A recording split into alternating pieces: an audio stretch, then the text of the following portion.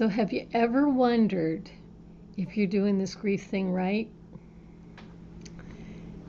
Just about everyone wonders that. It is so disconcerting. It is so disorienting. You can't concentrate and you can't sleep and you're exhausted and you're all those things, especially in early grief, that just about everyone questions whether what they're going through is normal. Then we have all the conflicting messages we get from our culture, which is hurry up and get over it. Or you're never going to get over it. That's not true, by the way. And there's a problem with language there, which I will get into at some point. But neither is true. They're conflicting, and we're getting both messages at the same time. And they both can't be true. So that's another hurdle we have in terms of kind of assessing what you're experiencing, because even the culture doesn't really understand what's normal. And then there's your own internal sense that this just can't be right. It feels so off the rails. You can't imagine that what you're going through is actually normal, when in fact it is. 99% of the time it's normal. So it's understandable that you might be questioning whether you're doing it right. Like there's a right way. There's not. There's your way. That's it. There's your way. No one else can tell you how to grieve or how you should grieve or judge it or any of that. Your grief is your grief, and you need to follow it. There's only one wrong way to grieve, and that is not grieving. Getting so busy stuffing it, some people are really good at that. Not grieving is a problem. It really is. It will come back to bite you, guaranteed. So you can take breaks, you can, do other stuff, do some distractions, all of that's normal. But just digging in and refusing to grieve, that doesn't happen too often. Not that many people are really good at it, but it doesn't work. So here's what I need you to know. First off, nobody knows what they're doing when it comes to grief.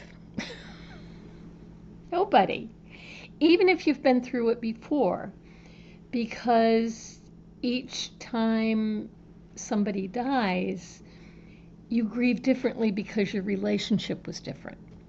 So each one is different, and we're all winging it to a certain extent. I know when my sister died a couple of years ago, I realized that grief is largely an improvisation. You wake up in the morning and you have no idea what to expect, and you're just kind of making it up as you go along just to get through the day. And that's okay. That's normal. That's what we do. And eventually we get through most of that. But yeah, I think it really helps to think of it as an improvisation. And I will say, in addition to it being unpredictable and unique and all of that, there is an underlying process that the vast majority of people follow. But it has no particular time frame, and your actual experience can still be all over the map.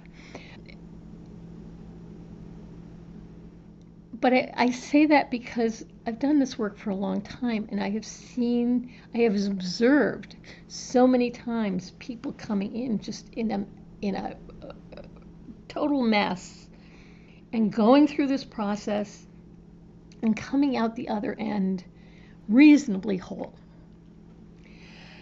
and able to reinvest in life and not be constantly grieving. People move through this. And your version of the journey will be your own unique one. You will have your own unique experiences, your own unique feelings. But underneath it is this process that is moving you forward. I was reminded of that today. Again, we had our group today, and one of the people who's been with us for a while, he said,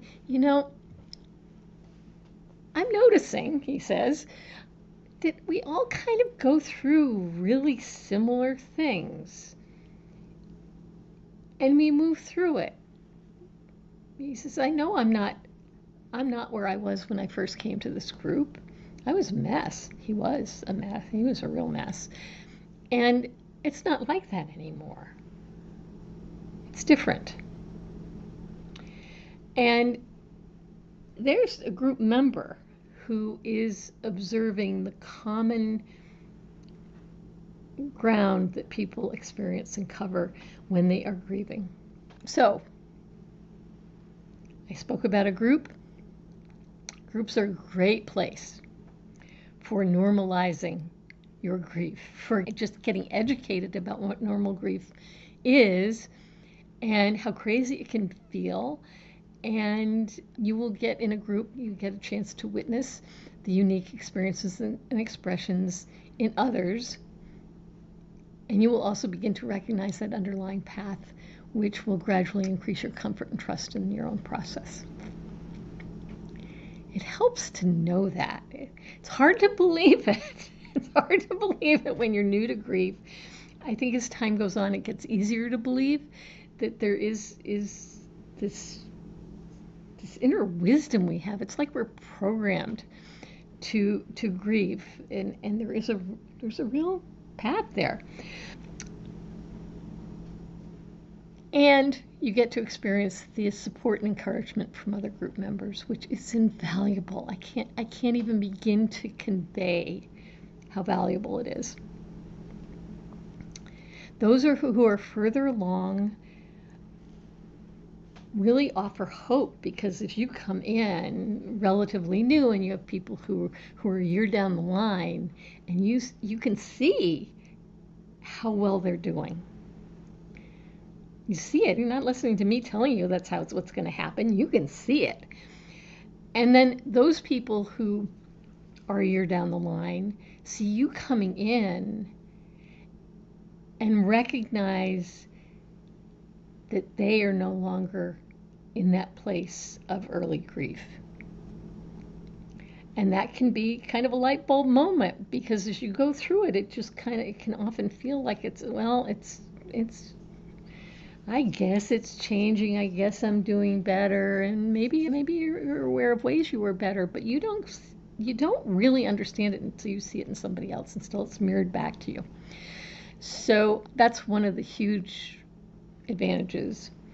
There were two sisters. They had lost their mom. They came to the group at one point. They didn't come for a real long time, but they came together for a few months, and they were at about 5 months when this other daughter arrived in the group, and it was 2.5 or 3 months. So there wasn't a huge time difference. 3 months, 5 months. Would you necessarily expect it to be terribly different? But it was. These two sisters at 5 months were like, wow, we're not there anymore. I recognize that we were there. I was there. I get it. But I'm not there now. They were still grieving. They were still deep in early grief. But it had changed. They were experiencing something different. And you don't recognize that unless something dramatic shows you that. And in groups, new people coming in, people further along, everyone's mirroring for everyone else how grief changes and how we heal over time. And that is powerful. I'm telling you, that's powerful. So hope and recognition of impact, you are moving. I've got to say, in the first year, it doesn't feel like you're moving at all. It really doesn't.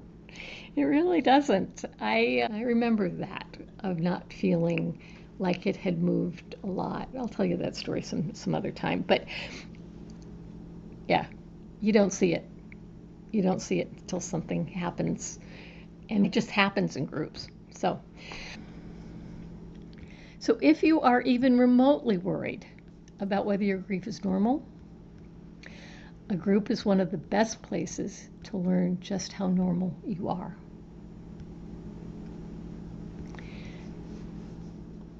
And normal in early grief means that you feel pretty crazy.